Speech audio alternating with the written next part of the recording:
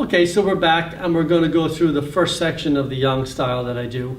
And like I said, I'm going to break it down into smaller pieces. So first, let's start with the opening move, which goes like this.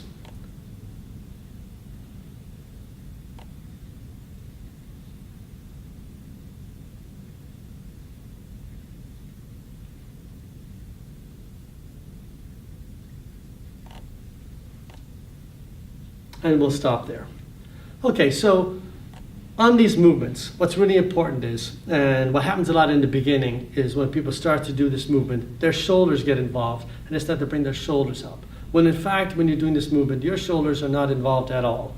They actually relax down into your body. So as your arms rise up, should do this from the side, as your arms rise up, your shoulders relax. They don't come up with it.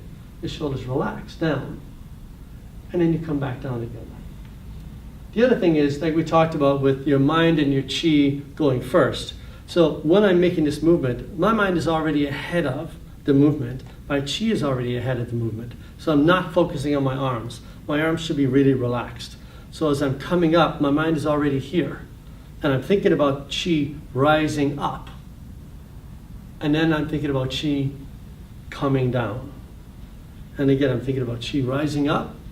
And on the second movement, when I come in, I'm thinking about the chi coming back in and sinking down through my body. And coming back out through my feet and then going forward. So my attention is always on my chi movement rather than my physical movement. So again, when I do this, I'm coming up, my mind is ahead of this, my shoulders are relaxed, up to about here. Notice how my fingers are relaxed. Everything is relaxed here. Nothing is stiff. And then I come down.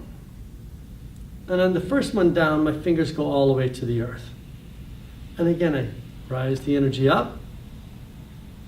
And I pull it back to myself like I'm sinking down inside. And I rise back out of my feet and bring the energy forward. And now my palms come down. And when they come, they sit like they're resting on a table next to me. Okay?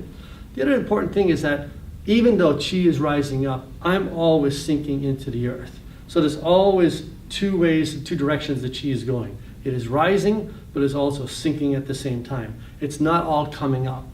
It is going up and it is going down at the same time. So when I'm rising the energy here, I'm sinking into the earth at the same time. And when the chi comes down, I'm actually here. My chi is going up through my head when I come down.